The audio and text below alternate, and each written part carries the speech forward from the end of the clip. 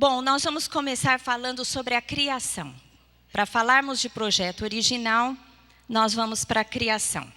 Em Gênesis 2:18, fala sobre a formação da mulher.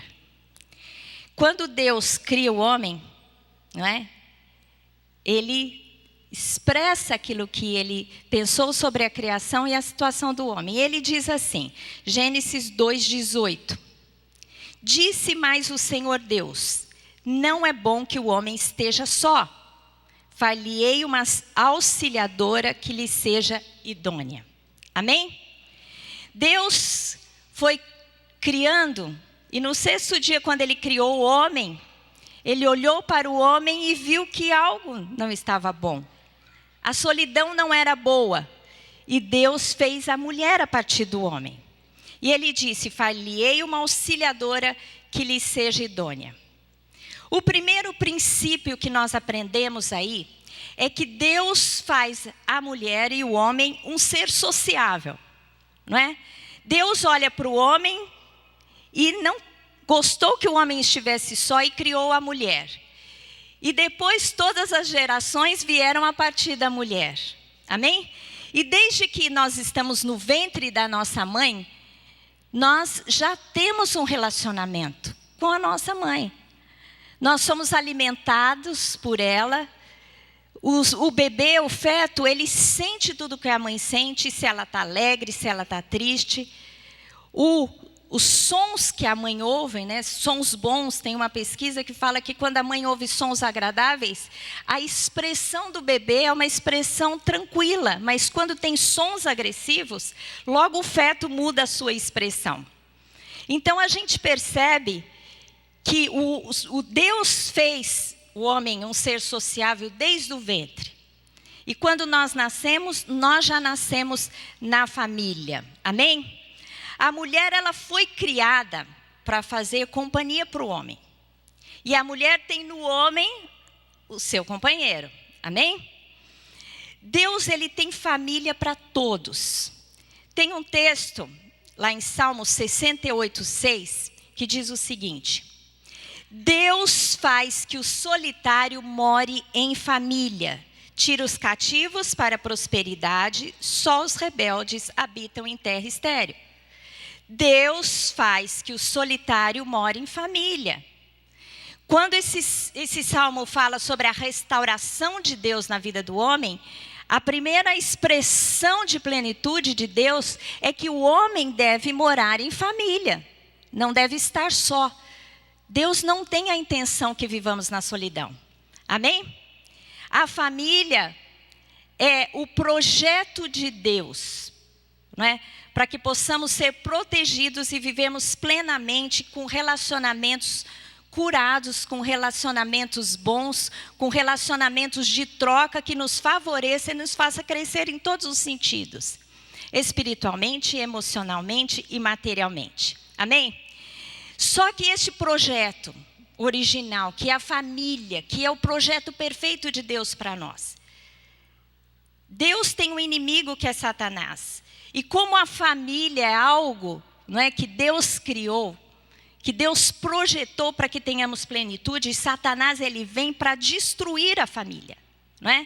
E tudo aquilo que Deus planejou para o homem, para a mulher, para a família. Então a gente percebe que hoje, por exemplo, quando Deus cria homem e mulher e pede para que eles deixem os seus pais e se unam, né, em formação de uma nova família, a gente vê o mundo hoje com um sistema contrário à vontade de Deus, onde homens querem se casar com homens muitas vezes e mulheres com mulheres, quebrando o padrão de Deus, não é? Deus, quando une homem e mulher, ele dá uma ordem para que nós possamos crescer e multiplicar e ter filhos. A gente percebe hoje que muitas famílias buscam outros projetos e prioridades que não ter filhos, não é? O índice de filhos tem caído muito, no Brasil já é 1,8. E já é sabido, não é? Estudado, que quando um povo cresce menos do que 2,0 em média por casal, decresce aquele povo. Então, hoje, os casais buscam outras coisas, outros projetos, às vezes não filhos, e as mulheres que têm o seu período fértil entre 20 e 30 anos, não é? Passam esse período buscando outros projetos e às vezes perdem a fase fértil de ter filhos, e a gente vê cada vez mais a dificuldade de crianças nascendo. O Brasil está com um problema sério, porque daqui a um pouco nós vamos ter muitos velhos, não é? Dependendo do estado, sem uma população jovem para produzir. Então eu tenho um desafio, Deus tem um desafio para nós, como mulheres, como casais, para que possamos ter filhos, buscar a Deus e ter na maternidade uma coisa prazerosa. Amém?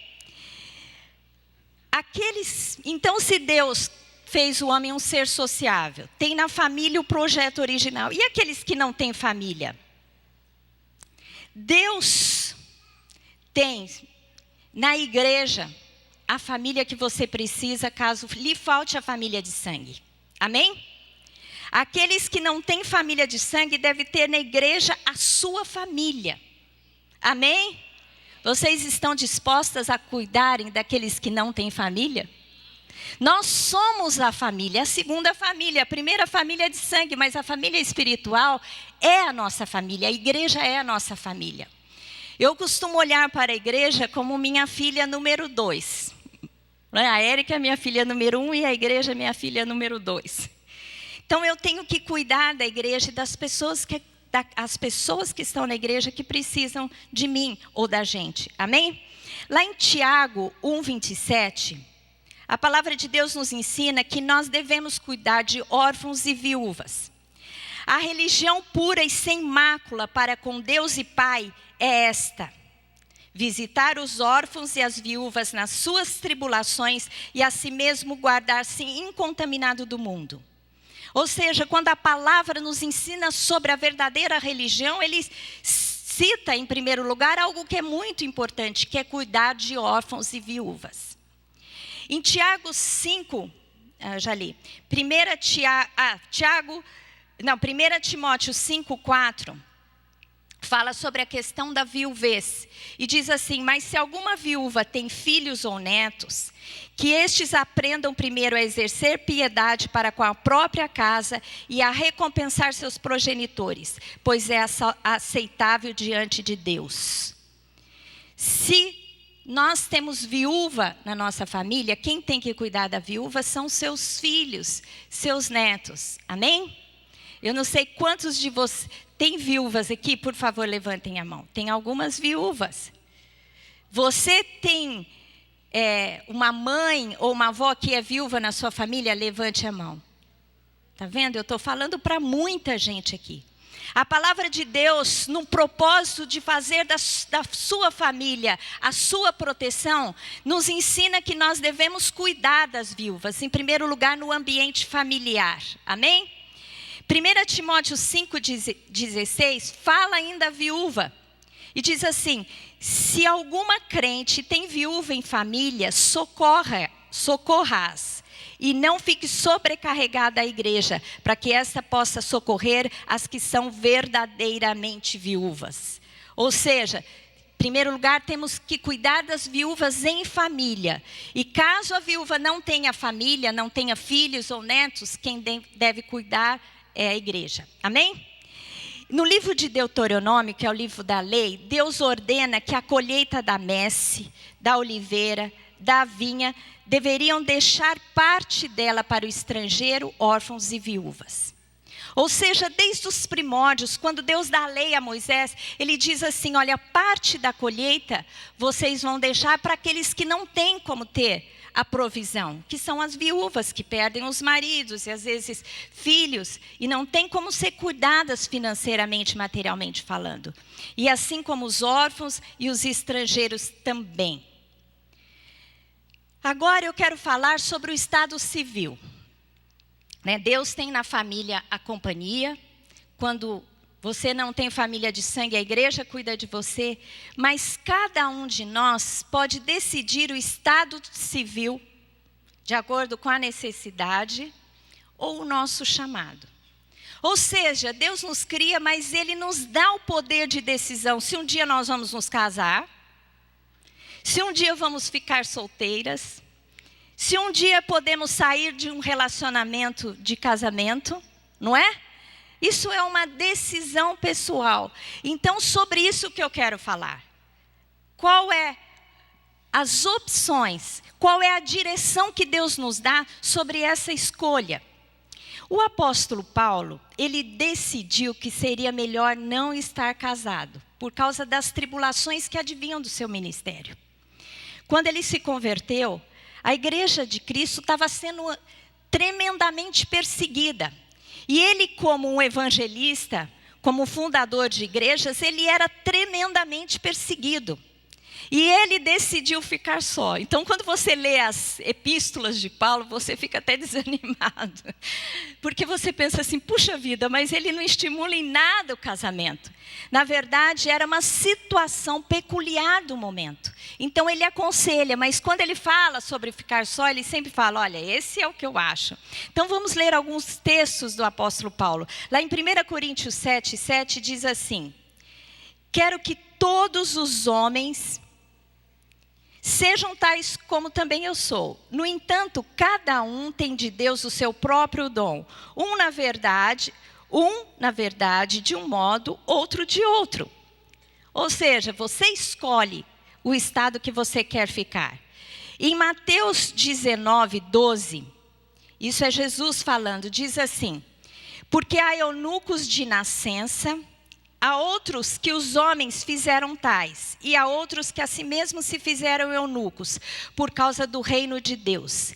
Quem é apto para o admitir, admita. Aqui ele está dizendo que algumas pessoas nascem eunucos. O que é eunuco? Eunuco era o homem que era castrado para que não tivesse apetite sexual.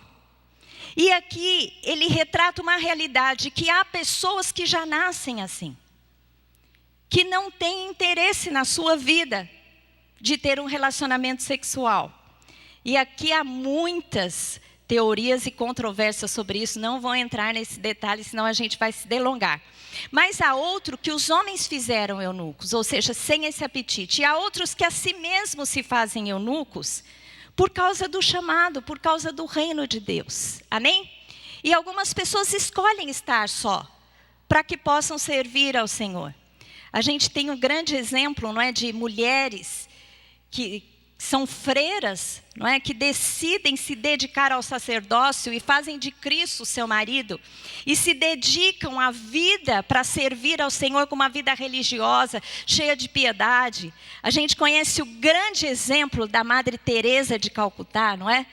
Que foi uma mulher devota a Jesus Cristo, que mudou o sistema da Igreja Católica, onde as mulheres eram fechadas nos conventos, numa vida religiosa totalmente, digamos assim, voltadas para si, para a adoração. Ela não, ela quis sair. Ela quis ajudar os pobres, ela modificou o seu ambiente, ela trouxe uma maneira diferente de viver. Amém? E foi uma mulher que se decidiu.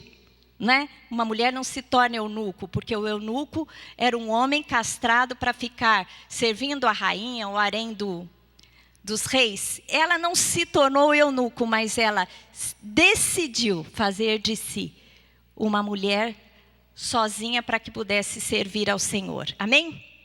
Agora a resposta sobre o casamento. Quando escolher ficar no casamento ou sair do casamento? E o apóstolo Paulo fala também sobre isso, em 1 Coríntios 7, de 1-2. Quanto ao que me escreveste, é bom que o homem não toque em mulher. Mas por causa da impureza, cada um tem a sua própria esposa e cada um seu próprio marido. Em outras palavras, Paulo está dizendo assim, é melhor que o homem fique só. É mulher que... E lá depois ele fala sobre a solteira, não é? Os pais que decidem se a filha ia casar ou não. Ele sempre aconselha, é melhor ficar sozinho. Por causa da realidade que ele estava vivendo, aquilo era tão forte para ele que ele diz, é melhor ficar sozinho porque vocês vão ter muitas questões e ter que lidar com dificuldades. Mas se não dá para ficar sozinhos, cada um tem a sua própria esposa. Se fosse abrasar, não é? é melhor que cada um escolha a sua própria esposa ou cada um escolha o seu próprio marido. Em outro texto ele diz o seguinte, 1 Coríntios 7, 34 a 35. E assim está dividido. Também a mulher, tanto a viúva como a virgem, cuida das coisas do Senhor para ser santa. Assim no corpo como no espírito. A que se casou, porém, se preocupa com as coisas do mundo, de como agradar ao marido. Digo isso em favor dos vossos próprios interesses. Não que eu pretenda enredar-vos, mas somente para o que é decoroso e vos facilite o consagrar-vos, desimpedidamente no Senhor. O que ele está dizendo? Que a mulher solteira, ela tem mais tempo para servir ao Senhor. A viúva, não é? Agora a casada, ela tem que cuidar das coisas do marido. Então ele diz assim, desimpedidamente, que se você quiser ficar livre para servir ao Senhor, é melhor que não case. Tudo aqui são opções que Deus nos dá, não é? E ele é muito claro nisso. Hoje a gente percebe mais mulheres solteiras. Eu acho que não tanto quanto a essa realidade que Paulo apresenta, não é? Porque ele estava dizendo, fique sozinha, fique solteira, para que você não acumule na sua vida tribulações de ter que cuidar numa época tão difícil de uma família. Mas hoje a gente percebe que mais mulheres ficam solteiras porque dedicam seu tempo, a sua energia a outros projetos, não é? Principalmente suas carreiras. A essas mulheres foi-lhes dado o poder de decisão, não é? E algumas decidem isso. Sentem-se plenas e felizes com isso. E aqui, como Paulo decidiu isso, a mulher hoje também pode decidir viver isso. Mas, quando a mulher passa por isso, às vezes ela chega num ponto da sua vida de maturidade que ela olha para trás e quer ter uma família, não é? E muitas vezes ela tem dificuldade por causa do estilo de vida que ela se apropriou, a independência que ela se apropriou. E eu coloquei aqui um texto que é de Rosana Braga. Ela é consultora de relacionamento e comunicação do par perfeito, palestrante, jornalista e escritora. Ela trabalha, não é, e dá palestras nessa área. E ela diz assim sobre a mulher que muitas vezes já cresceu na sua carreira, mas que agora tenta ter um relacionamento, fala das suas dificuldades. E ela diz assim, mais do que o sucesso e autoestima, elas terminam exalando arrogância, medo ou incapacidade de lidar com a chance de viver uma grande paixão. Relacionamentos são sempre desafiadores. Isso significa que são repletos de oportunidade de amadurecimento e felicidade. Quando se sentem inseguras, essas mulheres preferem se distanciar e acabam menosprezando os homens. Aqui é só um aspecto, não é? Ou talvez um resultado de uma decisão. Mas não estou aqui criticando.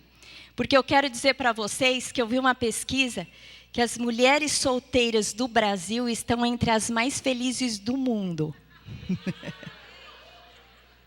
Amém? Então, olha, eu parabenizo as que decidiram ficar solteiras ou que pelas circunstâncias da vida ficaram solteiras. A mulher solteira não tem que se sentir inferiorizada à casada. Amém? Simples. Isso, vamos aplaudir as solteiras. Tem mulheres solteiras aqui? Vocês são maravilhosas. E vocês têm que se sentir felizes e plenas. Agora a mulher, quando ela deve ficar num casamento ou não? Isso é uma decisão da mulher. Amém? Em 1 Coríntios 7, 39 a 40, diz o seguinte, Paulo também, ele dá muitas instruções, ele disse assim, a mulher está ligada enquanto vive o marido, ou seja, a mulher casada é ligada ao marido. Contudo, se falecer o marido, fica ela livre para casar-se com quem quiser, mas somente no Senhor. Todavia, será mais feliz se permanecer viúva, segundo a minha opinião. Esse Paulo, eu vou dizer uma coisa. Agora, vocês me dão licença, o Espírito Santo me dê licença para parafrasear. Agora eu que vou dizer e não Paulo. Eu, na minha opinião, acho melhor casar de novo.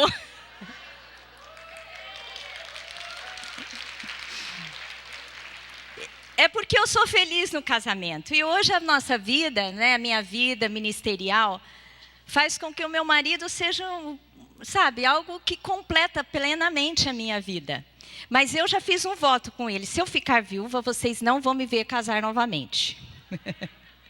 Eu fiz um voto com o Lamartine. Eu disse assim, que se eu ficasse viúva antes dos 50, eu me casaria de novo. Depois dos 50, não mais.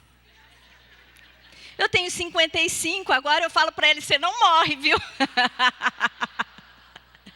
Por quê? Eu acho que se isso acontecer, eu quero preservar a memória dele. A memória do homem que Deus me deu para que eu construísse uma família, não é? Eu acho que depois dessa fase, eu gostaria, eu espero não viver a viuvez. Deixa eu esquecer, deixa eu deixar de fazer planos, vai. Eu não quero fazer planos. Eu falo para ele, ó, caso eu ficar viúva, você pode ficar despreocupado, que eu vou sair para o mundo, nos movimentos de intercessão, e eu vou ficar ocupada com as coisas do Senhor. Mas aqui diz que se você ficar viúva, se você deve casar se for no Senhor. Até pedi licença para falar sobre o caso da Lígia. A Lígia está aí? Levanta, Lígia, essa mulher linda e maravilhosa.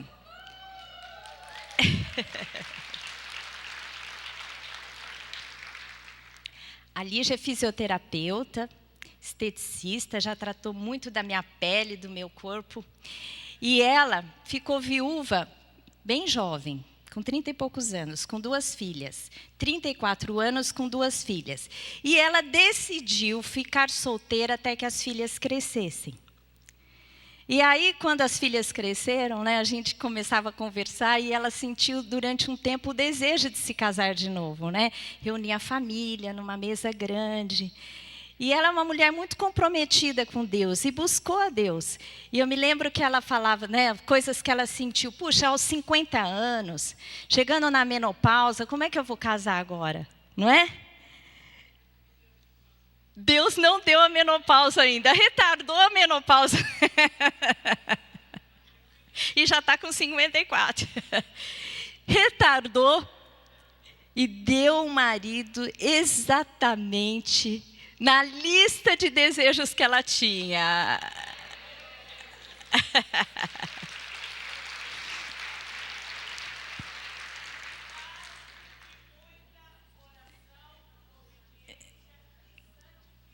Ela disse, debaixo de muita oração, obediência e santificação. Ela é discípula da Marluce.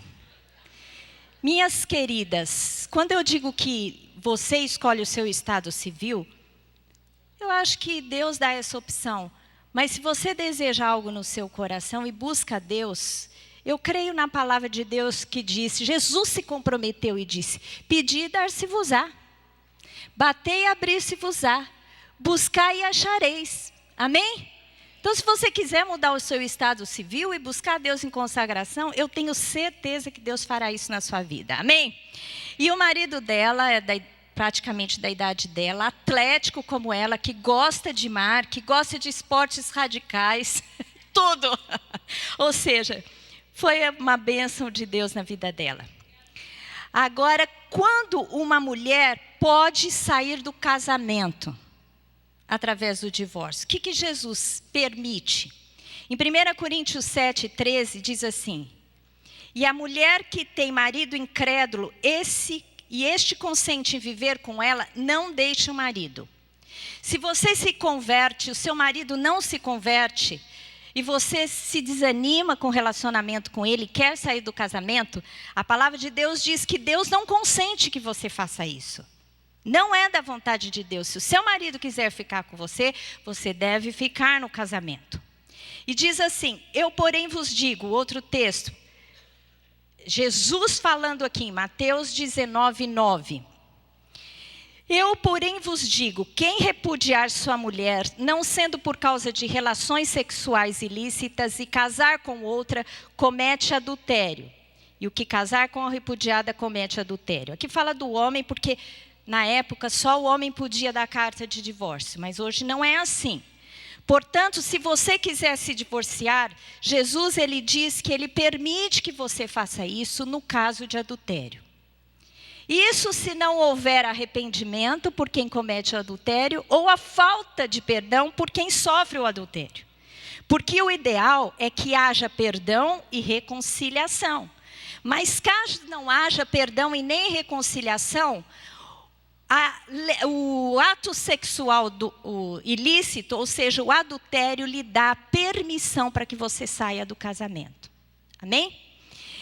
E eu quero passar uma pesquisa da Fundação, para terminar esse assunto, né, sobre a escolha do estado civil, ficar solteira, casada, viúva, o que vamos fazer, não é? Tem uma pesquisa, nós vamos passar um vídeo, que é uma pesquisa da Fundação Getúlio Vargas. Ouviu 200 mil pessoas em 58 países, não é? E aí está o resultado, fizeram uma matéria, a gente vai ver um vídeo. Falar de uma pesquisa feita em mais de 150 países que aponta que a mulher é mais feliz do que o homem. E aí, minhas amigas? E tem um detalhe, as solteiras são mais felizes do que as casadas. Você concorda com isso? A senhora que está acompanhando São Paulo no ar? E você, amigão? Veja só. Quem é mais feliz? Mulheres ou homens? Difícil responder. A felicidade é subjetiva. Depende de fatores diferentes para cada um de nós. Eu sou feliz. Muito. Tô dura, sou feliz. Tô com dinheiro, sou feliz. Pesquisadores da Fundação Getúlio Vargas e do Instituto Gallup fizeram essa pergunta a 200 mil pessoas em 158 países. Os brasileiros apareceram pela 4ª vez como os mais felizes do mundo. E quando se fala nas expectativas de homens e mulheres, o resultado surpreende. No Brasil, a pesquisa também apontou um resultado meio polêmico. As mulheres solteiras seriam mais felizes do que as casadas. Dá muito assunto, dá pano para manga, por isso a gente reuniu aqui algumas mulheres neste escritório de relações públicas, algumas casadas, algumas solteiras, e a gente quer saber se é isso mesmo, como é que é isso, as solteiras então são mais felizes, meninas? O que vocês acham? A mulher, ela gosta de mostrar que ela tem os dons, tem os talentos e do que ela é capaz de fazer. Eu acho que a felicidade é bem por aí, acho que é esse um dos caminhos que a felicidade feminina caminha. Não concordo com... eu sou mais feliz porque eu sou solteira, eu sou mais feliz porque eu sou casada. Eu acho que, para começar, a felicidade tem que estar dentro de você. Então, eu acho que você passa a fazer a sua vida feliz, independente se você é casado ou se você é solteira. Sandra nunca se casou. Não descarta encontrar um companheiro no futuro, mas acredita que felicidade mesmo é ser independente. O poder que nós temos hoje de escolher aquilo que queremos para nós é muito mais amplo do que acontecia há 30 anos. Já a Aline está casada há 2 anos, tem uma filha pequena. A empresária não poderia estar mais realizada. Eu sou feliz desse jeito. A felicidade está no tempo que você, no tempo certo que você escolhe o casamento e a pessoa ideal. Para as solteiras, Amanda e Rosângela, poder fazer as próprias vontades não tem preço. Mas elas sonham com a vida em família. Eu acho que todo mundo tem que ter um amor, alguém especial para compartilhar, e as solteiras às vezes ficam a desejar. Nem todo mundo fala assim que quer algum relacionamento sério. Eu quero, mas ainda não encontrei. É difícil saber se é melhor estar solteiro ou casado, mas em uma coisa estão todas de acordo. Para elas, as mulheres são, sim, mais felizes que os homens. A mulher, ela busca mais a felicidade do que o homem. Ela é menos conformada. É, menos conformada. Ela é mais determinada naquilo que ela tem como objetivo para a vida dela. Um dos estudiosos envolvidos na pesquisa explica o motivo. A mulher, ela é talvez mais altruísta, ela enxerga mais o outro, ela é uma pessoa mais completa, tem os dois lados da moeda, o número e a face humana. Talvez dinheiro não sintetize tanto a vida da mulher quanto sintetiza no caso dos homens. Já para este psicólogo, felizes mesmo são as viúvas. Isso mesmo, é que elas se sentem livres e não são mais pressionadas pela sociedade a se realizar na vida pessoal, como acontece com as mulheres mais novas. Mais fácil para ela poder ser feliz agora, porque os filhos já estão bem criados, ela já tem netos e já viveu tudo aquilo que precisava ter sido vivido, para poder hoje ter uma nova carreira, viajar e fazer o que tem que fazer sem se sentir julgada e cobrada. Para as nossas entrevistadas, felicidade é estado de espírito. Ninguém se sente feliz o tempo todo. E o mais importante, cada um é responsável pela própria felicidade. O seu dia a dia, suas coisas, o seu traçar bem os seus objetivos, saber o que você quer e ter sabedoria para lidar com tudo isso. Porque com sabedoria você faz todas as coisas, senão não dá. Agora, o que Deus fala sobre a felicidade está lá em Filipenses 4:4. Alegrai-vos sempre no Senhor. Outra vez digo, alegrai-vos. A alegria, minhas queridas, é um fruto do Espírito. Amém? Seja o estado civil que você estiver, solteira, casada, viúva, separada, não importa. Você pode ser feliz e plena. E você vai conseguir isso no Senhor, vivendo o projeto original de Deus para a sua vida, buscando a direção, procurando saber a vontade perfeita de Deus para você, perseverando e buscando e esperando no Senhor. Amém? Glória a Deus. Você quer ser feliz? Será no Senhor. Amém? Glória a Deus. Vamos aplaudir ao Senhor. Então, em primeiro lugar, eu falei sobre o homem ser um ser sociável. Não é bom que o homem esteja só. Aí depois Deus disse, o segundo princípio, far-lhe-ei uma auxiliadora que lhe seja idônea. E o princípio é que homem e mulher devem ser parceiros na vida e nos projetos. Amém? E aqui eu falo principalmente para as que estão casadas, mas as que pretendem se casar, não é? Seja porque estejam solteiras ou viúvas. Quando ele diz assim, far-lhe-ei uma auxiliadora ou uma adjutora, a palavra em hebraico é ezer, aquela que ajuda. Quando é Eliezer, não é? Ajuda da parte de Deus. O servo Eliezer, o servo de Abraão, que foi buscar a noiva para Isaac, ele tinha o nome Eliezer, não é? E Eliezer, que foi buscar a noiva para Isaac e encontrou então Rebeca, ele é um tipo de Cristo. E assim também, não é? Quando Deus diz que a mulher é adjutora, você pode fazer também uma comparação que Deus é o nosso ajudador. Amém? A adjutora, Ezer, aquela que ajuda, idônea, a palavra é neged, que está adiante. E dá a ideia de que Deus colocou a mulher diante do homem, quando este acordou do seu sono, face a face. Não é? Na visão do mundo, muitas vezes, quando fala de homem e mulher, sempre apresentam um protagonismo, ou seja, alguém que vai ser o protagonista, né, de um relacionamento, de uma história, e um coadjuvante. O mundo sempre acha que no casal acontece essa realidade, né? O protagonista e o coadjuvante, o protagonismo e a coadjuvância. Mas diante de Deus não é assim.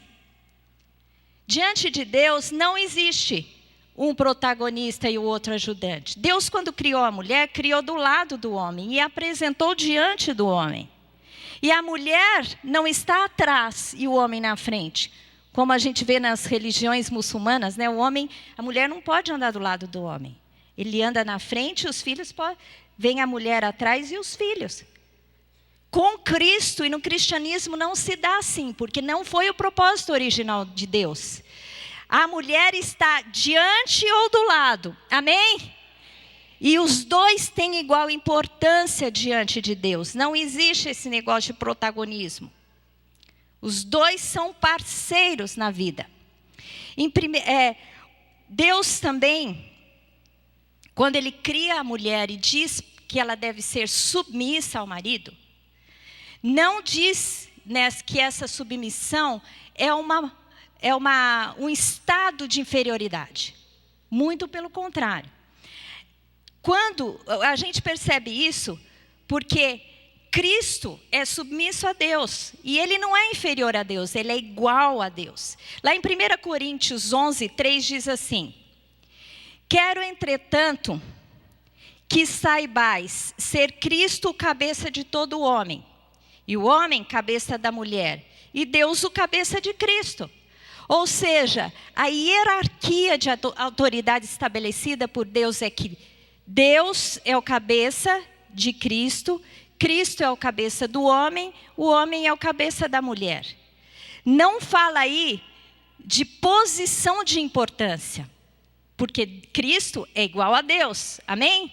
Assim como o homem é igual à mulher. E os dois foram criados à imagem e semelhança de Deus. Tem um texto que diz assim, em 1 Coríntios 11:11-12. No Senhor, todavia, nem a mulher é independente do homem, nem o homem independente da mulher. Porque como provém a mulher do homem, assim também o homem é nascido da mulher e tudo vem de Deus. A primeira mulher nasceu do homem, mas todos os homens nasceram de mulher. Então ficou tudo igual diante de Deus. Amém? Deus está dizendo, somos iguais aos homens. Vamos aplaudir ao Senhor. Então, minha querida, quando Deus diz para você que você deve ser submissa ao seu marido, você deve dar a ele a autoridade sobre a sua vida e a sua casa. Agora, como ele deve exercer essa autoridade, o apóstolo deve estar ensinando para os maridos. Porque é maior a responsabilidade deles do que a nossa, se você pensar bem. Quem tem mais, responsabilidade, o preço é maior a ser pago. Porque a palavra de Deus diz que o homem tem que ser líder como Cristo foi para a igreja. Entregar-se por ela, dar a vida, alimentá-la, esse é o papel do homem. E a mulher tem que ser o papel da igreja. Como a igreja se submete a Cristo, assim a mulher se submete ao seu marido. Eu, quando entendi isso, facilitou muito a minha vida. Porque quando eu casei com Lamartine, quando eu não achava ele justo, eu tinha muita dificuldade de me submeter. Eu achava, puxa, Deus não deve exigir isso de mim, porque ele não está certo, então eu vou fazer o que eu acho mais certo. O dia que eu entendi que Deus espera que eu seja submisso a Ele como eu sou a Cristo, tudo mudou. Porque a minha submissão a Cristo é independente de qualquer coisa, porque o meu Criador, o meu Salvador, o meu provedor, o meu amor principal, que é Jesus Cristo, a Ele eu posso ser submissa em qualquer circunstância. Amém? E assim como eu sou a Ele, Deus espera que eu seja submissa ao meu marido. Um dia Deus falou para mim, se você não puder ser submissa ao seu marido, é porque você não é submissa a mim. Porque eu estabeleci dessa forma.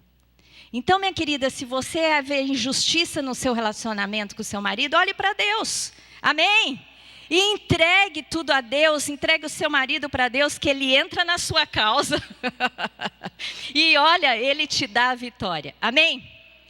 A mulher é aquela que ajuda nas tribulações, nas atribuições dadas por Deus ao homem, a de cultivar e guardar o jardim. Aplicando para a nossa vida hoje, as mulheres ajudam os homens a sustentar e proteger as suas famílias. Quando Deus criou o homem e a mulher, Ele deu a atribuição de cultivar o jardim e guardar o jardim. E o homem tem essa atribuição de Deus e nós somos parceiras nessas atividades. Amém? Sobre o sustento da família. Lá em Efésios diz que assim como Cristo alimenta a igreja, seja espiritualmente falando pela palavra, seja trazendo o pão de cada dia, assim o homem tem essa responsabilidade diante de Deus, de prover o sustento para a sua família.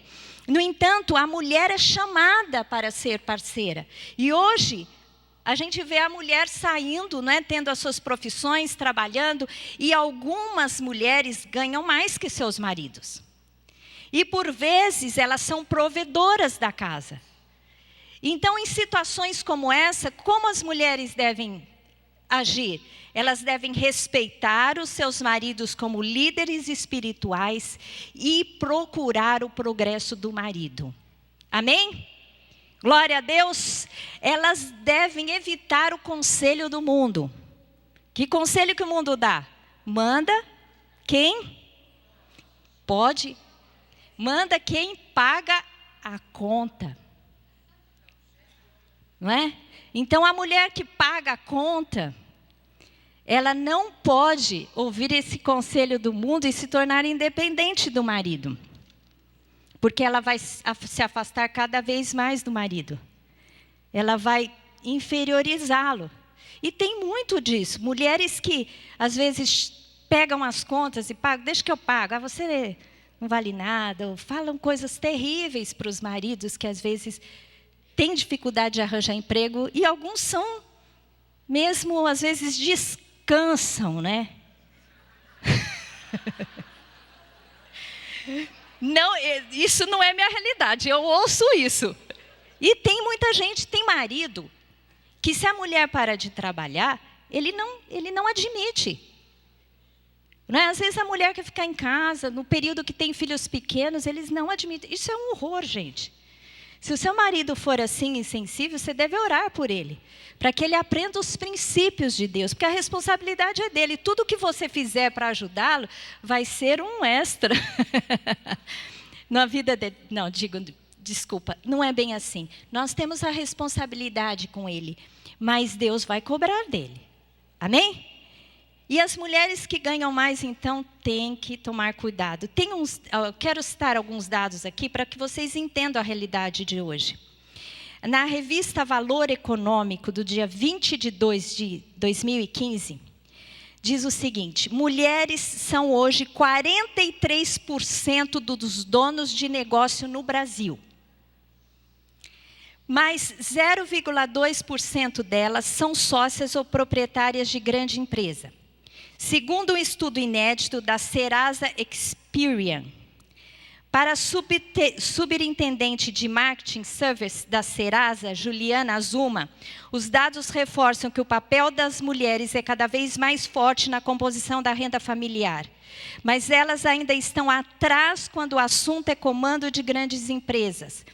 Elas estão ainda majoritariamente concentradas na base, com pequenas e microempresas. Isso aqui é apenas um dado que eu quis mostrar para vocês, que a mulher está presente em 43% de todos os negócios no Brasil. Mas elas se concentram mais na pequena e na microempresa. Então, tem muito progresso para as mulheres, não é? A mulher virtuosa, de Provérbios 31, ela era uma empresária. Portanto, Deus não condena as mulheres que decidem buscar das suas carreiras, não é? E se tornam empresárias.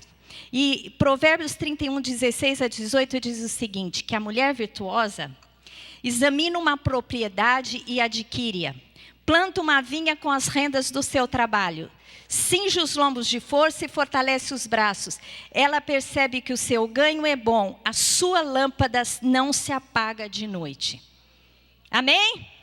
Ou seja, ela era uma mulher. Primeiro, ela era casada com o rei Lemuel. É um conselho que a mãe dele está dando para ele. E ela descreve as qualidades de uma mulher virtuosa. Essa mulher é uma mulher de posses. Então, ela tem criadas, dá ordem, ela tem dinheiro, ela compra, ela negocia. E, então, Deus, quando a gente percebe, é que Deus não reprova quando a mulher decide, então, desenvolver a sua vida profissional, as suas carreiras, ou se tornam empresárias. Amém? Tenho aqui um conselho. Se você busca uma carreira, progresso na sua carreira, tudo bem, mas se você decide ter filhos, no tempo que você está criando os seus filhos, especialmente quando eles são pequenos, procuram desacelerar as suas carreiras. Porque a gente sabe que da mulher é requerido muitas coisas, não é? A mulher é multitarefas, ela tem que muitas vezes trazer o comando da casa, sair, trabalhar, e o filho, ele é responsabilidade dos dois, mas principalmente nos primeiros anos da mulher. Quando Deus deu o aleitamento materno, é para que a mulher trouxesse o filho para perto de si. E estudos já relatam que de 0 a 3 anos, a primeira infância, a criança tem como referencial um adulto. Ela não é um ser sociável. Você pode pôr ela do lado de outra criança, ela vai brincar sozinha, ela vai brigar com outra criança, mas ela não vai se socializar. E nessa fase, onde o adulto é importante na vida da criança, é muito bom que a mãe esteja perto, para que ela seja esse referencial, para que o resto da vida ela continue a ser, e assim ela possa ensinar o seu filho os princípios da palavra de Deus. Amém? Então, esse, como diz Paulo, é um conselho meu. Então, nós podemos ajudar o homem na sua tarefa de cultivar o jardim, ou trazer a provisão para casa. E também somos ajudadoras dos homens quanto à proteção da família.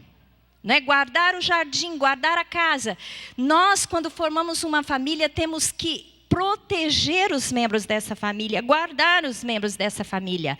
Em Marcos 3:27, Jesus falando, ele diz assim: ninguém pode entrar na casa do valente para roubar-lhe os bens, senão primeiro amarrá-lo, então lhe saqueará a casa.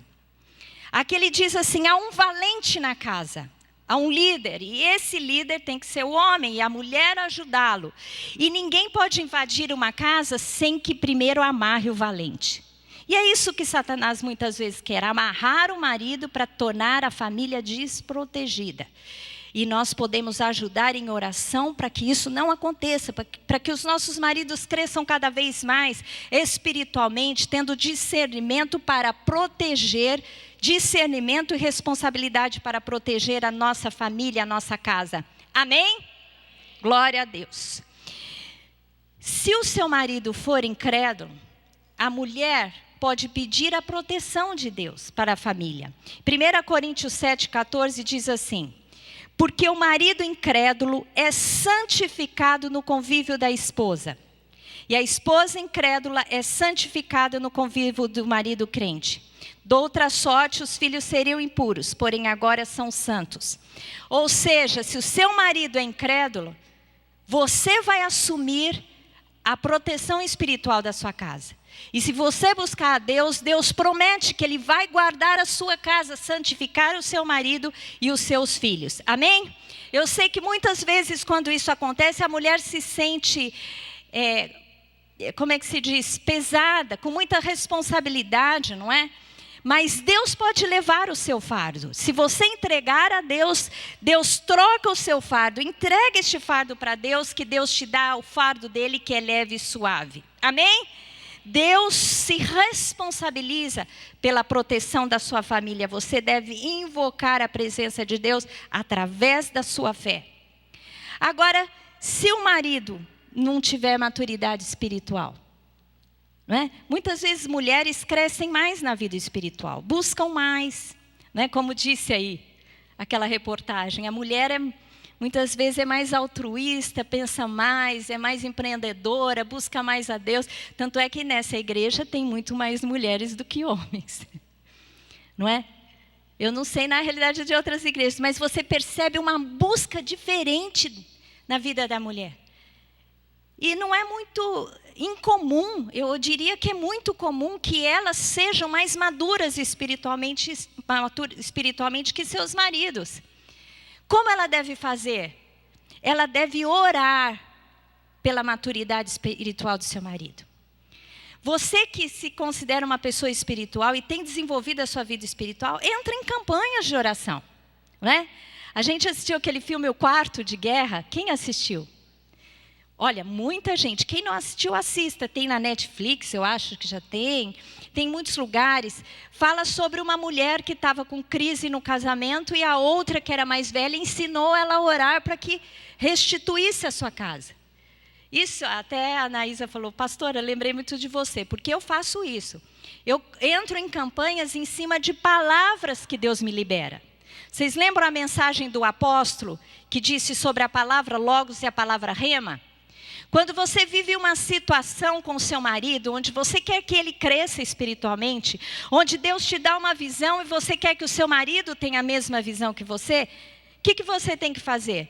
buscar ao Senhor em oração, e quando Deus te der um rema, uma palavra revelada, pegue aquela palavra, um versículo, e ore até que você viva plenamente aquilo que você deseja. Amém? Mulheres têm que aprender a ser aguerridas e buscar de Deus até conquistar aquilo que desejam. Amém? Glória a Deus.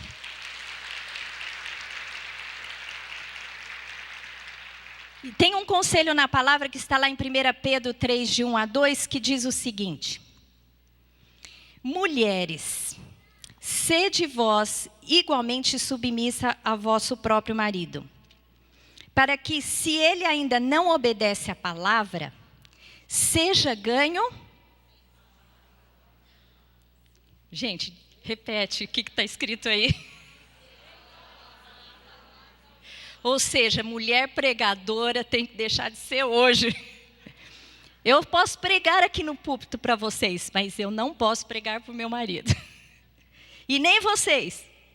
É isso que a palavra diz. Você ganhará o seu marido por meio do procedimento de sua esposa, ao observar o vosso honesto comportamento cheio de temor. Amém?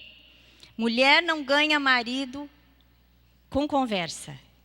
Mulher ganha marido com tratamento digno, né? Nós devemos tratar o nosso marido de acordo com a posição que Deus deu a ele como líder. Então a gente até tem um texto, né, lá em 1 Pedro, que fala que Sara, a gente tem que ser como Sara, né? Nós somos filhas de Sara, espiritualmente falando. E a Sara chamava Abraão de Senhor. Você já imaginou a gente chamando hoje nosso marido de Senhor? Antigamente era assim, não muitas gerações atrás. A gente deixou o Senhor, né, o tratamento, que não seria tão ruim se não tivesse perdido também a honra que devemos dar ao nosso marido.